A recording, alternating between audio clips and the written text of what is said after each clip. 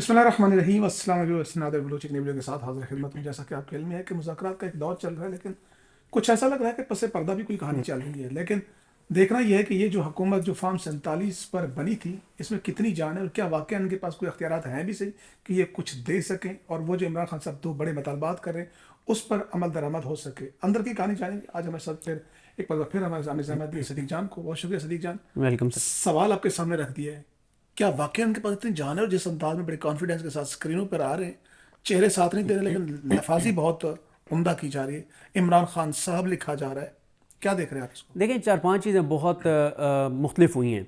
पहले नंबर पे इमरान खान साहब कहते थे कि हम इस्टेब्लिशमेंट से बात करेंगे या इस्टेब्लिशमेंट के नामजद करदा जो भी नुमाइंदे होंगे, चाबी वाले खिलौने होंगे, उनके साथ हम बैठेंगे और हम इन चोरों डाकू लुटेरों के साथ नहीं बैठेंगे। इस हुकूमत की कोई हैसियत नहीं है, फॉर्म 47 वाले इनके साथ बैठेंगे नहीं। एक तो जब तहरीक इंसाफ इस बात पे रजामंद हुई कि हाँ हम इनके साथ चोरों डाकू लुटेरों के साथ बैठने को तैयार हैं फॉर्म 47 वालों के साथ, तो ये भी एक बड़ी इंडिकेशन थी कि ऐसा वही बात कहा जा सकती जो कह रहे हैं कि पिछले 15 दिनों में ऐसा क्या हुआ है कि वो पीटीआई जो मैं चोर डाकू लुटेरा कहती थी, हमारे मैंडेट को नहीं मानती थी, अब हमारे साथ बैठने को तैयार है। हाथ मिलाने को तैयार नहीं थी। हाथ मिलाने को तैयार नहीं थी। अच्छा, पहली तो ये बहुत हैरान कुन है।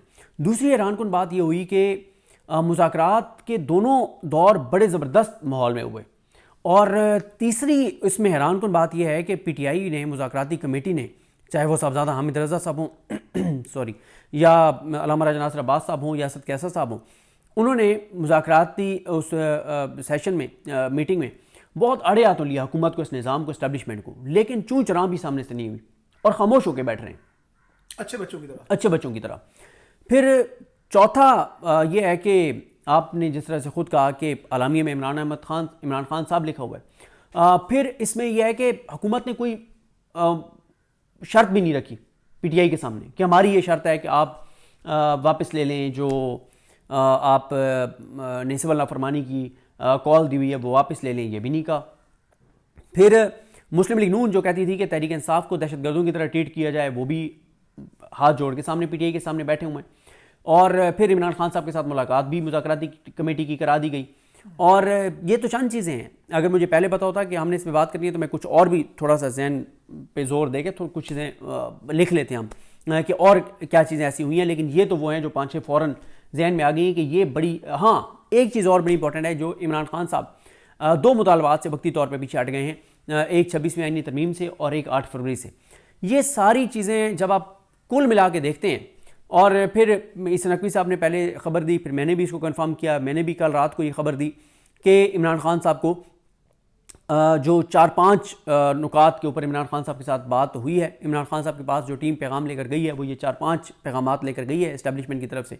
पहला पैगाम ये कि आप दरख्वास्त दें, हम आपको बनी गाला शिफ्ट कर देते हैं, और आप जो भी उसकी वजूहत अपनी एप्लीकेशन में लिखें, चाहे वो बुशरा बीबी की तरफ से हो, चाहे वो अलीमा खान की तरफ से हो, या पीटीआई की तरफ से हो, इमरान खान की तरफ से हो, इमरान खान की सिक्योरिटी के लिए आप दरख्वास्त दें, हम वो अलाउ करवा देंगे जज से या इंतज़ामिया से, और आप बनी गाला शिफ्ट हो जाएँ।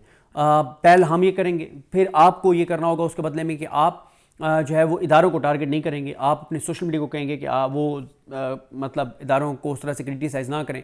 ओवरसीज़ पाकिस्तानियों को आप कहेंगे कि वो जो यूरोपियन यूनियन को, इंटरनेशनल ह्यूमन राइट्स ऑर्गेनाइजेशंस को, इंटरनेशनल मीडिया को ईमेल्स कर रहे हैं, टैग कर रहे हैं ट्विटर के ऊपर, ये वो चीज़ें बंद कर दें। फिर हम ये करेंगे कि हम अदालतों को आज़ाद कर देंगे, जजेस को आज़ाद छोड़ देंगे, और फिर जो है वो जज आपको मेरिट पे फैसले देंगे और बरी हो जाएंगे। फिर उसके बाद ये है कि जब हमारी ये चीज़ें बेहतर तरीके से आगे बढ़ेंगी, ये CBMs हम करेंगे, दोनों को एक दूसरे पर एतमाद बढ़ेगा, तो फिर हम यह है कि हुकूमत से बैसाखियाँ वापस ले लेंगे। आप अगर हुकूमत को गिरा दें तो आप गिरा दें, और हम हुकूमत को नहीं बचाएंगे, और फिर इलेक्शन की तरफ मामला चले जाएंगे। हम इलेक्शन भी शफाफ करवा देंगे, लेकिन आपको फिर हम दोबारा बैठेंगे, आपको कुछ हमें गारंटीज़ देनी होंगी कि आप जब इक़्तिदार में आएंगे तो आप इदारों के हवाले से कोई ऐसी चीज़ नहीं करेंगे, इदारों की शख्सियात के हवाले से कोई ऐसी चीज़ नहीं करेंगे। फिर इससे आगे आप बढ़ें। अच्छा, इस पे मैं पहले आपको बता दूं कि इमरान खान साहब ने कैटेगोरिकल इनकार कर दिया, और इमरान खान साहब की पॉलिटिकल कमेटी ने, और उन्होंने कि जो है वो इमरान खान जो है वो एप्लीकेशन नहीं देंगे। इमरान खान जो है वो आ जाए, मोइन भाई आ जाए यार, उनको कहें ना यार। तो उसमें यह है कि ये करेंगे कि इमरान खान साहब कि इमरान खान साहब ने इनकार कर दिया कि वो गाली तस्वर करते हैं इसको। बिल्कुल, इमरान खान साहब ने इनकार कर दिया कि वो किसी सूरत जो है वो एप्लीकेशन नहीं देंगे बन्नी का मुंतकली के लिए या इन चीज़ों के लिए। तो अब इस सारी सूरत हाल में आप आगे बढ़ें तो नजम सेठी साहब को सुने। वो नजम सेठी जो शरीफ ख़ानदान के घर के बंदे हैं, वो कहते हैं कि हुकूमत के हाथ में कुछ नहीं है, इस्टेब्लिशमेंट ही मुज़ाकरात कर रही है और इस्टेब्लिशमेंट जो है वो हुकूमत को उन्होंने मुकम्मल तौर पे ऑन बोर्ड भी नहीं लिया और इसीलिए आप देखें कि शहबाज शरीफ कहते हैं कि मुझे वसवसे आ रहे हैं। तो इस सारी चीज़ों को आप मिला के देखें तो पस पर्दा चीज़ें तेज़ी से बढ़ रही हैं। अब इसको मैं इस तरह से कंक्लूड करता हूँ कि नादिर बलोच साहब दो ही चीज़ें हैं, या तो पस पर्दा कोई बहुत बड़ी डेवलपमेंट हो गई है इंटरनेशनल प्रेशर की वजह से, इस्टेब्लिशमेंट को समझ आ गई है कि ट्रंप आ गया है और 20 के बाद हमारे लिए चीज़ें बहुत मुश्किल हो जाएंगी, या फिर ये बहुत बड़ा ट्रैप है, बहुत बड़ा ट्रैप है।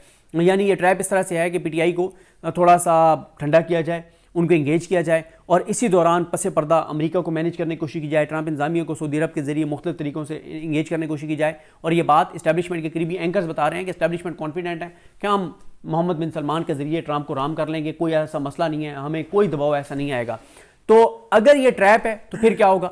फिर ये होगा कि आप देखेंगे कि अगर अमेरिका से हमें आशीर्वाद मिल जाती है कि जो बाइडन इंतजामिया की तरह, जो बाइडन के दौर की तरह आप जो अपने मुल्क के अंदर आवाम के साथ कर सकते हैं करें, इमरान खान के साथ जो कर सकते हैं करें, पीटीआई के साथ जो कर सकते हैं करें, हमारी तरफ से आपको पूरी तौर पे सपोर्ट है। पीटीआई के पास गंवाने के लिए क्या है? मैं ट्रैप की बात नहीं करें भी, अगर एक फाजिल माहौल इस पे कुछ देर बहुत मसला पीटीआई का नहीं है, मसला अवाम पाकिस्तान का है। अगर तो पस पर्दा इन्होंने अमेरिका को राम कर लिया, अगर अमेरिकी नई इंतजामिया की सपोर्ट इनको मिल गई तो फिर आप अगले 5-6 साल के लिए भूल जाएं पाकिस्तान के अंदर इंसानी हकूक, आज़ादी इज़हार राय और ये चीज़ें आप भूल जाएं। फिर वो चीज़ें होंगी, फिर आपको कई 26 नवंबर नज़र आएंगे। फिर आपको अभी तो डी चौक पे आने पे ये हुआ है ना 26 नवंबर, फिर तो घरों में जाके 26 नवंबर किए जाएंगे।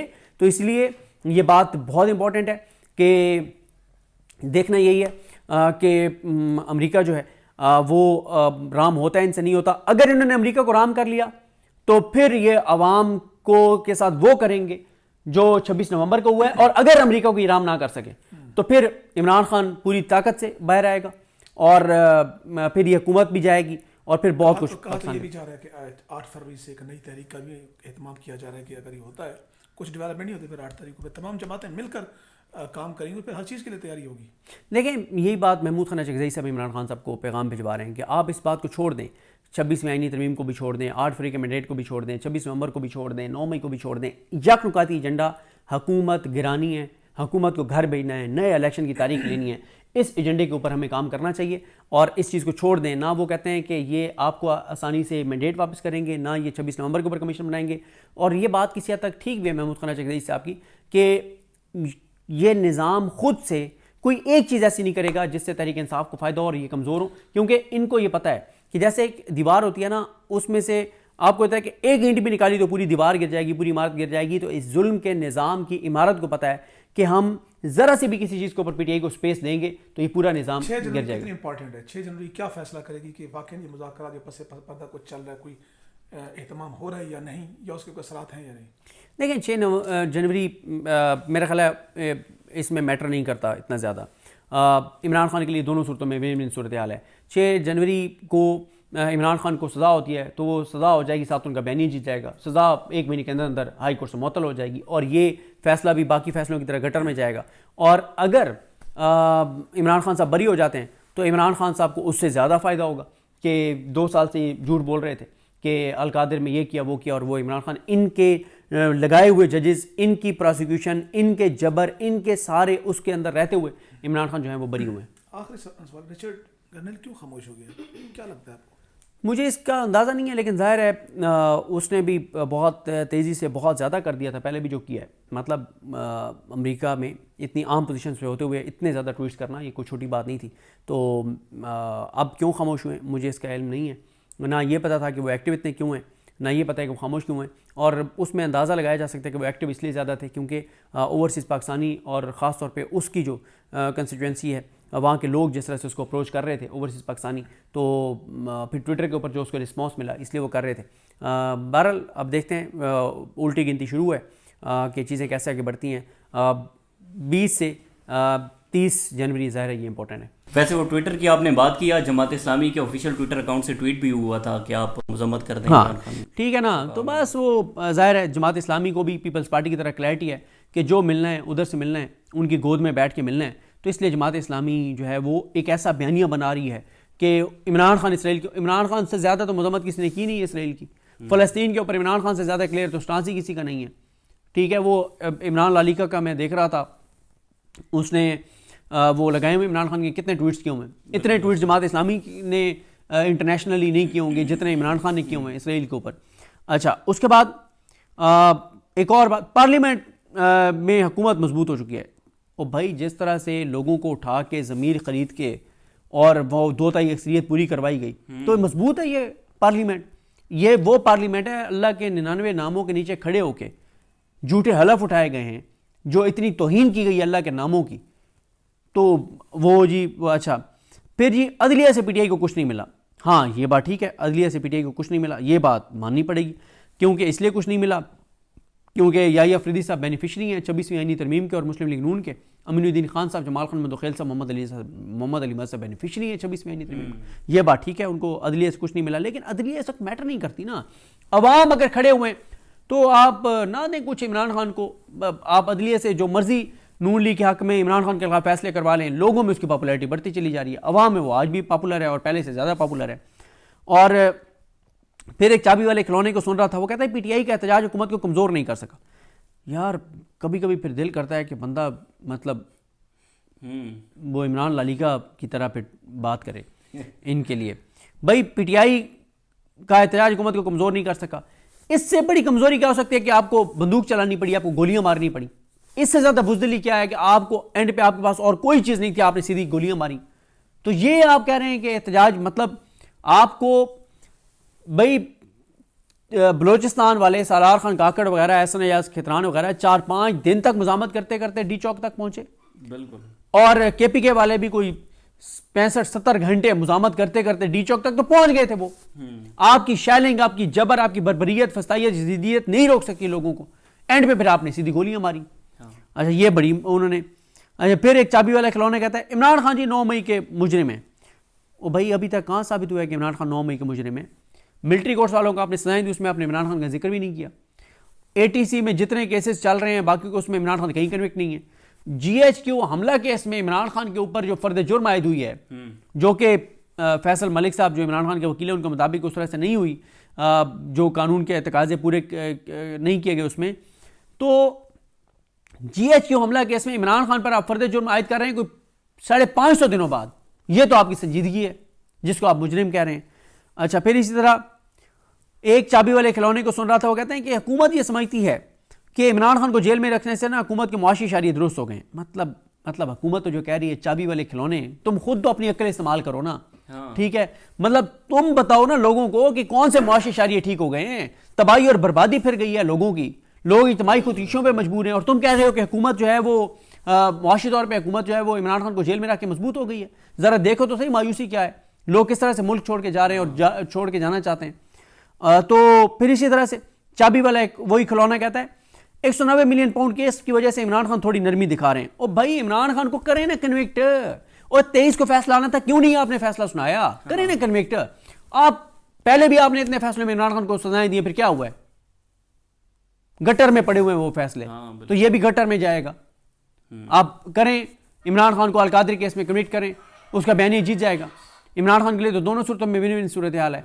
भाई आप उसको कन्विक्ट करते हैं तो उसका बयानी जीतेगा कि एक और झूठे केस में मुझे सजा दे दी है।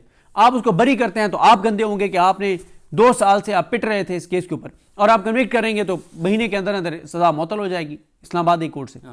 अल्टीमेटली ये गटर में जाएगा ये फैसला भी, जो आप इमरान खान के खिलाफ देंगे भी। 24 साल सजा दी थी, हम तो वहीं पर होते थे अडयाला जेल के अंदर। जिस दिन सजा आनी होती थी, इमरान खान को पता होना था कि आज जो है फैसला आना है, तो उस दिन वो बड़े मुस्कुरा रहे होते थे। वो फिर साफियों को कहते थे कि 10 साल पहले हुई है, आज ये भी नोट कर ले, 10 साल और भी हो गई है, 4 साल और भी हो गई है। बिल्कुल, वो कहते थे 30 विकेट गिरने वाली है, हैट्रिक होने वाली है, मतलब ये चीज़ें।